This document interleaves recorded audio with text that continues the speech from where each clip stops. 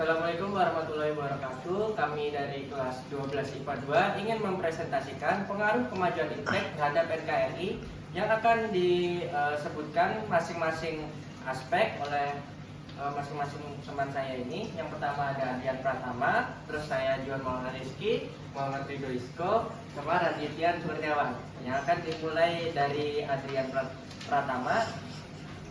Akan bacakan nomor 4A. Tidak urutan 1, 2, 3, 4A. Itu soalnya akan saya bacakan mengenai aspek hukum dan hankam. Pengaruh negatif kemajuan iptek antara lain munculnya tindakan anarkis, radikalisme, dan terorisme. Terorisme diartikan sebagai tindakan kekerasan atau ancaman untuk melakukan tindakan kekerasan yang ditujukan kepada sasaran acak atau tidak ada hubungan langsung dengan pelaku, yang berakibat pada kerusakan, kematian, ketakutan, ketidakpastian, dan keputusaan massal. Tindakan terorisme juga dilakukan dalam rangka memaksakan kehendak kepada pihak-pihak yang dianggap lawan oleh kelompok teroris agar kepentingan-kepentingan mereka diakui dan dihargai dengan cara melakukan bom bunuh diri maupun membom tempat-tempat tertentu. A. Bagaimana pandangan saudara sebagai pelajar dalam upaya pencegahan terorisme? Ya, terima kasih Juan. Saya akan menjawab soal nomor 4A.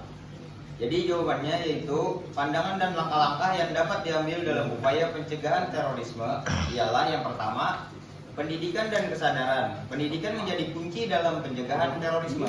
Sekolah-sekolah dapat memasuki materi pendidikan kewarganegaraan yang membahas nilai-nilai toleransi, pluralisme, dan mengajarkan penghargaan terhadap perbedaan. Kesadaran akan bahaya terorisme dan dampaknya perlu ditanamkan sejak dini. Yang kedua, promosi toleransi dan keragaman. Mendorong nilai-nilai toleransi dan menghormati keragaman adalah langkah penting. Program-program sekolah, seminar, dan kegiatan ekstrakurikuler dapat mempromosikan dialog antar agama, antar suku, dan antar kelompok untuk mengurangi ketidakpastian dan ketakutan yang dapat memicu tindakan radikal.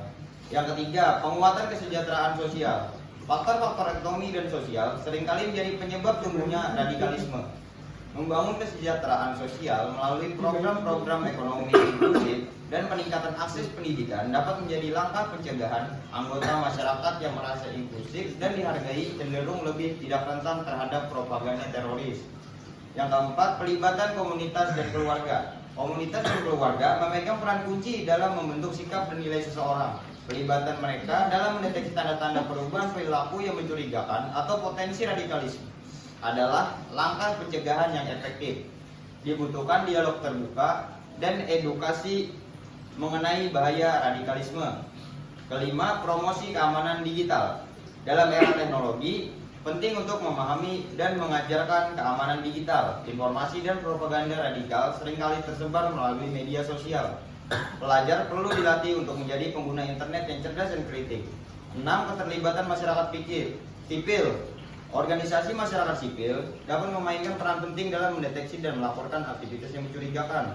Program-program kerjasama antar pemerintah, masyarakat, dan lembaga non-pemerintah dapat meningkatkan keberhasilan upaya pencegahan terorisme.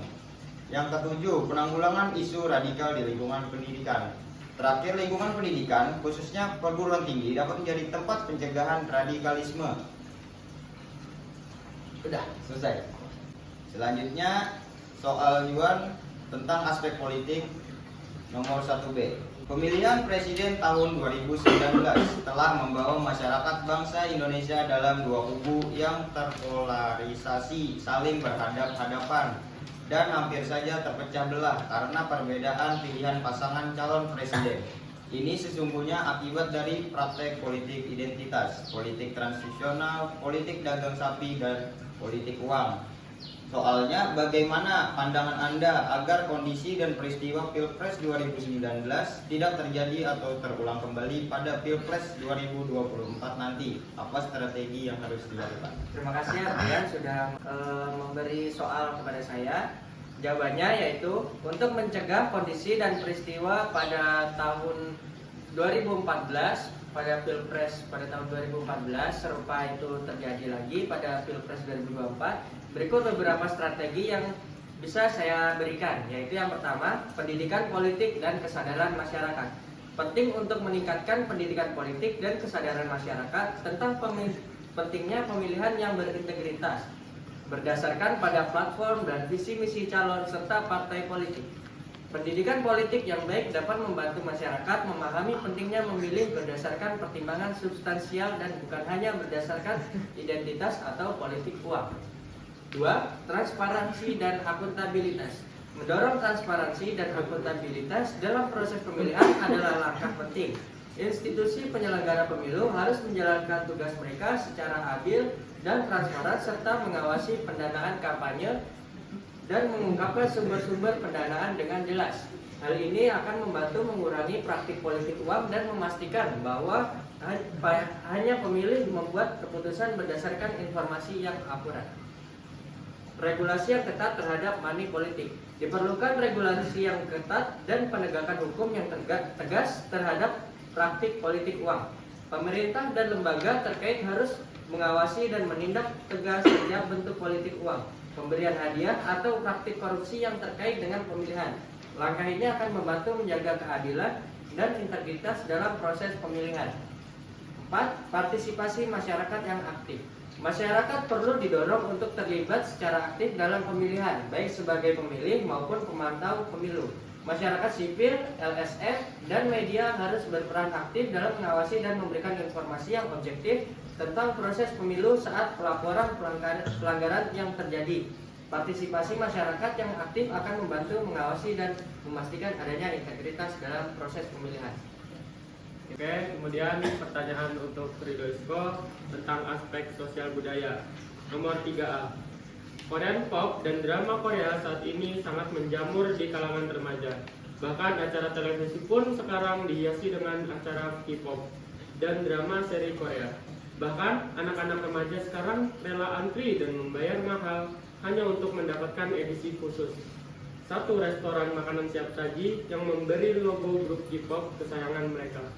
Selain itu, banyaknya billboard dan baliho yang memajang foto artis Korea semakin membuat remaja di Indonesia semakin lupa dengan tokoh-tokoh yang berjasa terhadap Indonesia. Sebagai generasi muda, bagaimana cara Anda menyikapi hal ini? Oke, terima kasih Radit. Jadi pertanyaannya adalah, sebagai generasi muda, bagaimanakah cara Anda menyikapi hal ini? Jadi, baik, sebagai generasi muda, saya menyikapi fenomena popularitas Korean K-pop dan drama Korea dengan pemahaman bahwa minat terhadap budaya asing adalah hal yang wajar. Namun, penting untuk tetap menjaga keseimbangan dan menghargai warisan budaya lokal. Berikut adalah beberapa cara yang dapat dilakukan. Yang pertama adalah pemahaman dan penerimaan budaya asing, yaitu menerima dan memahami budaya asing seperti K-pop dan drama Korea sebagai bentuk ekspresi seni yang dapat dinikmati. Yang kedua, penghargaan terhadap budaya lokal, menghargai dan mengenali tokoh-tokoh yang berjasa dalam budaya lokal, seperti tokoh sejarah, perjuangan kemerdekaan, dan tokoh-tokoh inspiratif Indonesia. Yang ketiga, pendekatan berimbang, menciptakan keseimbangan antara konsumsi budaya asing dan lokal untuk mempertahankan identitas dan kearifan lokal. Yang keempat, pendidikan budaya, mengedukasi diri dan teman-teman sebaya tentang sejarah dan nilai-nilai budaya Indonesia untuk meningkatkan kesadaran atau warisan budaya kita sendiri.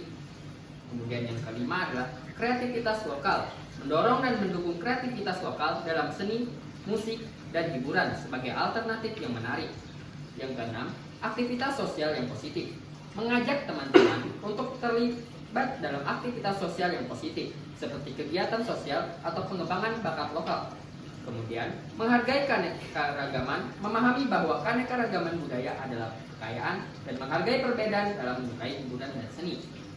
Dengan cara yang saya sebutkan tadi, generasi muda dapat mengekspresikan minat mereka terhadap budaya asing sambil tetap memelihara dan menghargai kekayaan budaya lokal Indonesia. Baik, terima kasih. Begitu saja. Di sini saya akan membacakan soal untuk Raditya Kurniawan yang aspek ekonomi. 2. Kemajuan iptek memberikan pengaruh negatif terhadap kehidupan ekonomi di mana Indonesia dibanjiri oleh barang-barang dari luar negeri seiring dengan perdagangan bebas yang tidak mengenal batas-batas negara, sehingga berakibat semakin terdesak barang-barang lokal terutama yang tradisional karena kalah bersaing dengan produk dari luar negeri. Menurut Anda, Apa yang harus dilakukan negara dan pemerintah dalam rangka menghadapi pasar global tersebut? Oke, terima kasih Ridho Isco. Menurut saya, negara dan pemerintah memiliki peran penting dalam menghadapi pasar global yang terus berkembang. Yang pertama, kebijakan ekonomi yang berkelanjutan. Menerapkan kebijakan ekonomi yang berkelanjutan, pertumbuhan ekonomi akan berkelanjutan dan inklusif. Ini melibatkan perluasan sektor ekonomi yang beragam dan mendukung inovasi. Yang kedua, regulasi dan standar yang tepat. Menerapkan regulasi dan standar yang sesuai dengan perlindungan dan hak konsumen sambil memfasilitasi perdagangan internasional yang sehat. Yang ketiga, investasi dalam pendidikan dan keterampilan.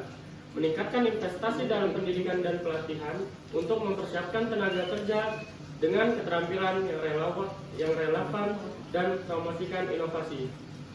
Yang keempat, kemitraan internasional. Berkolaborasi dengan negara lain dan organisasi internasional untuk mengatasi isu-isu global seperti perubahan iklim, perdagangan, dan masalah keamanan. Yang kelima, promosi ekspor dan investasi, mendukung upaya untuk meningkatkan ekspor dan menarik investasi asing untuk memperluas pasar global untuk produk dan jasa nasional. Pemerintah harus berusaha untuk menciptakan lingkungan yang mendukung pertumbuhan ekonomi sambil memperhatikan kepentingan sosial dan lingkungan. Dengan mengambil langkah-langkah ini, mereka dapat membantu negara mereka bersaing di pasar global dengan cara yang berkelanjutan dan adil. Terima kasih. Oke, itu saja presentasi dari kami mengenai pengaruh kemajuan IPTEK terhadap NKRI berdasarkan aspek-aspek yang seperti tadi, seperti politik, ekonomi, sosial budaya, dan yang lainnya. Kami tutup, kami ucapkan terima kasih. Wassalamualaikum warahmatullahi wabarakatuh. Waalaikumsalam.